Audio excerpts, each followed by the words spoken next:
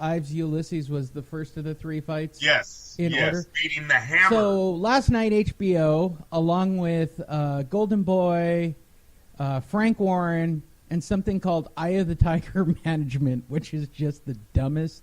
That's awesome. No, it isn't.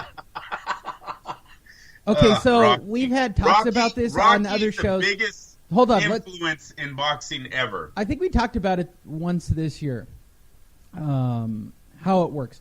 So Eye of the Tiger, who is the co-promoter, actually manages Lemieux. Here's how it works. All those co-promoters you see on a card, they usually promote one of the fighters.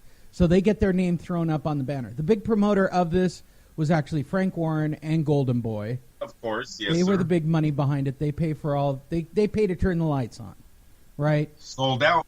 Yeah, of course, and that's why they did the fight there. So it was a triple card for your HBO viewing pleasure. I couldn't make it through the Yves Ulysses fight at all.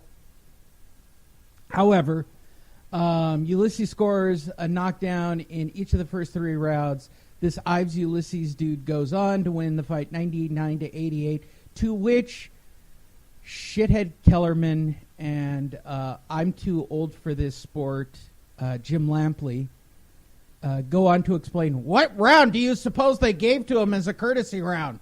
I don't know. Look, they need a courtesy round. I'm even starting to question Roy Jones being in that group. Somehow I think it lessens Roy Jones. I'm just saying that out. I thought it was kind of a knock when and we're bouncing around here, but when Jim Lampley said that was your best call ever on the Douglas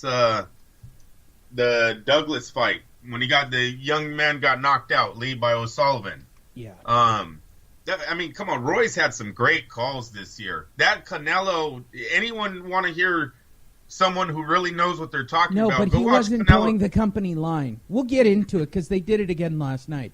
But and I'll say this, Canelo isn't technically the HBO guy. Triple G is the HBO guy. That's right. That's right, Lee. They know Canelo has a market that won't go away. That's why they've used him. So you got to pump up the guy that you So they're always going to get behind whoever the producer is. It's just like pro wrestling. They got a Vince McMahon type person in the back who's yelling, "Talk more about Triple G." And we just want you can say that, or you can say this is just good promoting or matchmaking by the promotional companies on trying to make superstars. If you have one legit superstar. I get that. And HBO's in the business of making their own stars. They don't have anybody. They don't.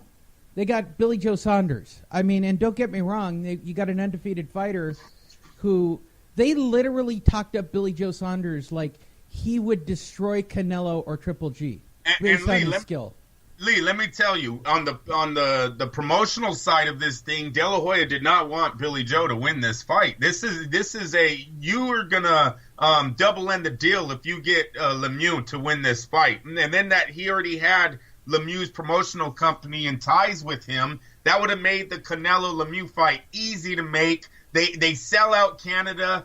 Canelo sells out anywhere where there's Mexican fight fans. You bring that to Vegas, De La Hoya would have made a killing on that fight. I don't think he's happy that Lemieux. No. It was a big night for Frank Warren. That's gone. Yeah, that fight is gone now. Lemieux just did not look good enough to be in the ring. Right now, the talk is Billy-Joe-Saunders. Which one does he pick? And Lee, I think he's a favorite against Triple G.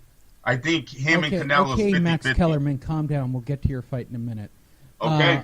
I'm not trying to be shitty about it. I'm not buying Billy-Joe-Saunders. The guy's and movement. I'll explain why in a minute. The movement. Let's talk first about Yves Ulysses and his speed kills.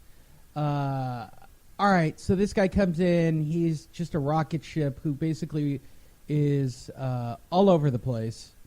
Did you like what you saw out of Yves Ulysses? Yeah, but I think with the same argument you're going to put on for Lemieux versus Saunders, you can say this one about the Selden matchup. Right. You know, the guy's one-dimensional. He doesn't even have the body, of a boxer, really. He got really short arms. He's short, slow. Power, both men had tremendous power. We knew that going in, but this Ulysses kid, boxing skill, technique, the height, the reach. You know, he was like the whole package on this night. Because of who they had in front of him. Yes, it was a good fight. Lee, almost every punch he threw, he landed, you know. He was mixing it up. One thing I like about young fighters, Saunders showed the same thing, and I think that's why they talked about him graduating. You could say the same thing for this Ulysses kid at 14-1-9. He showed a lot of experience last night, technically breaking down his opponent. So it wasn't, you know, when the fighters get caught doing the same thing and it's like, fight's getting boring. Last night, I thought the kid did a good job of trying new things in the middle rounds, late rounds. He was trying to put him out. It wasn't with the same combo. So, he's definitely coming back. The Selden guy, no, his marketability got hurt a lot last night. He just had no answer whatsoever for a boxer. Co-main event of the evening saw Spike O'Sullivan stop Antoine Douglas in the... Now, Lee, hold on. Yeah. One thing I forgot to say, this Selden guy came back after like 7 weeks, correct? I believe this is the young man that took a fight not too long ago and tried to double his money and taking a fight at the end of the year. Maybe HBO should give him a break because of that. HBO's not going to give him a break because that's not the fighter they're backing. It doesn't matter. He could come back as an opponent. You know what I mean? But he might be back on the network. They said on the telecast, this is the last time we'll be seeing him. Oh, shit. Oh, well, that's not I'm good. not even making that shit up. I heard them say that. I promise you people, at 21-1-17, I think the Hebrew Hammer will be back on the network. But because he did do them a favor taking 2 fights in such a short notice. I believe both of them were on HBO. I still think the Hebrew Hammer is one of the funniest nicknames ever. It's awesome. Co-main event of the evening saw Spike O'Sullivan and his old-timey boxing mustache stop Antoine Douglas in the 7th round. For those of you who don't remember Spike O'Sullivan, he is the guy straight out of a movie. Straight out of a movie. But what is most important, he has lost to Billy-Joe-Saunders. He has lost. He lost to somebody else too. Chris Eubank. Chris Eubank Jr. Right? Yeah. So he wins in dominant fashion, basically against a punching bag. So he, if you don't know, he is the whitest white guy you will ever see with a curly mustachio. He fought a black man, a proud black man, who took a beating. Douglas from America. Took a beating like a man. Who, according to Roy Jones, shouldn't be in the ring because he's taking shots that are just ridiculous. And I agreed. He was He was stopping punches with his face last night. But Lee, it wasn't like Roy Jones noticed that out of nowhere. You know what I mean? Like, the kid is eating right hands straight right hand, right down the pipe right hands.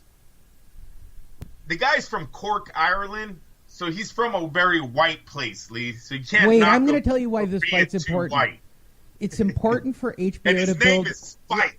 Yeah, and he did his job. He's a white fighter that they're building, and everybody hates it when I say this. So everybody, calm down and back away from your laptops or your emails that you're about to write. By the way, feel free to write them. Just go to fightnetradio.com and write them on our social media page. I enjoy them. Or you can write us email at fightnetradio@gmail.com and tell me how much of a racist Andrew is, because he wrote all the stuff that I'm saying. Oh, whatever. So funny. How many times do your family actually ask you? Did you? No, they don't. They know I don't write stuff like that. How many times have you had to deny that you had no part of the stuff I said? Oh, that probably a few times. Yes, sir. They say, do you know what he's going to say? I've heard that. That's been asked a few times. No. Andrew never knows. I mean, he gives me guidelines. Like today, I have a skeleton that I'm working from. Yep. And he's about to hate my next tape a lot. So I'm prefacing all of you. If you have children in the car, might want to hit fast forward here. All right. Boxing needs black, white, black, brown, brown, brown, black. I know you guys don't like it when I say that, but that's the reality. Boxing needs a white guy to get knocked out by black guys. And that's not even well. If you go that far, yeah, you're gonna. You need it. You need it because it sells, and HBO needed it. And so this white dude beat up a black dude, which made the white dude in front of a white crowd crazy happy. This is good booking. Oh, you're so terrible, Lee. You're absolutely terrible. People, well, they don't I hate do that. By the way, if you're white and you listen to the show, I don't like you anyway. All right? I'm not a big fan of white boxers. Can you name great white boxers? Really? Name a few. Canelo. Canelo is not white. He is half Irish. Lee, he is as Mexican as Mexican gets. That's what's one thing they say is racist there, right there. Why when someone's half white, half something, we don't claim them as a white person anymore? All right, there'd be a lot of great white athletes. O'Sullivan is white squared. He's everything that I hate about white people, right down to the stupid mustachio. That's like something that who's the little boy that was bullied this last week, Keaton? You're sounding like the parents right now, Lee. Come on. Do you want me to get started about that? They should have beat the kid harder. Oh, will you stop it? Harder. Beat the kid harder for your white supremacy bullshit parents. Go eat more mac and cheese. They're not white supremacists. Down there, that's all them people do. It's just like up here, you got red and blue. In the South, you got the Confederate flag. That's how they represent each other. I hope a black kid beat his ass from pillar to post. You got to beat from there to know what they're talking about. That's what they're going to say in the ghetto, and I believe that's the same answer out there in the South. You stop that. That little boy doesn't deserve that because of his parents. If anything, they should have made an example to him. You mean his dad who's in jail for being a white supremacist?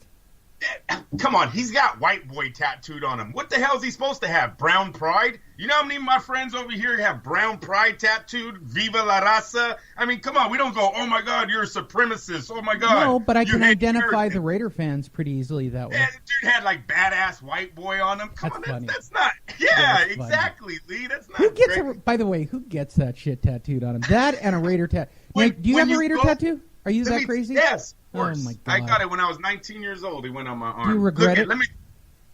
Hell no. What the hell? They're leaving your city. That's nothing. Well, then it becomes, this was a memory of what one part of my life was, a chapter. That chapter closes, a new one opens, Lee. Our life is full of chapters. Every 10 years, you should close it and open another one, people. That's how you get a long life. Go ahead. Well, HBO's got a new white star in Spike O'Sullivan. There he goes. He went right back to it. Fuck yeah. Why do you think people... No, honestly, Andrew, why do you think people listen to the show? I know I bring this topic up a lot, and maybe it's tiring to some people. I think they're waiting for a moment just like that. Exactly. Well, and by the way, send your complaints to... We delivered. FightNetRadio@gmail.com. Attention, Andrew Labouche. He should be on the next Rocky movie. O'Sullivan Spike O'Sullivan? Yes, he has the accent. Boy, is he has white. The mustache. Man, Come is on, he white. people. He is so white. He is eating Spam and mac and cheese in his spare time. The young man, Apollo Creed's son, let O'Sullivan like headbutt him or something. Just pull a total Irish move. Like the guy's it'll be a rematch with Baloo. For those of you who don't know, Mustachio guy, Mr. Throwback, Mr. Boxy guy, won in the 7th round when he stopped Douglas, whose defensive abilities seem to be taking punches constantly with his face. Like, this is the most lopsided, ridiculous fight I've seen on HBO in quite some time. To the point where Roy Jones was actually uncomfortable watching the fight. To the people just clicking on the podcast. You can't do that. You have to start this stupid thing from the beginning, thank God. Watch Could you imagine if I was on radio where I'd have to explain all the time? Watch the fight if you haven't seen it. It's a great fight. Listen, I thought Antonio Douglas got caught in a moment where he thought his youth and strength was going to overcome the 33-year-old O'Sullivan, who's already been beaten, like Lee said, by two of the top contenders in the division. Sometimes a young man will come in with too much confidence, get caught in the moment, and then it turns on him. And I think that's what happened last night. O'Sullivan's pressure was constant. He was on this guy. Nothing he can do. You know, I always go for Americans, Lee. Call me biased, whatever. I go for Americans. I'm telling my lady as this fight is going on, he's not hurting him. Every time, and he's landing beautiful shots, and I'm talking about Douglas. Douglas is landing his punches on O'Sullivan. Left hook was the shot of the night for the kid, but it's not doing anything. O'Sullivan, every time he hits Douglas, and this is why Roy Jones seen it. He's a fighter. He's seen the kid's confidence break.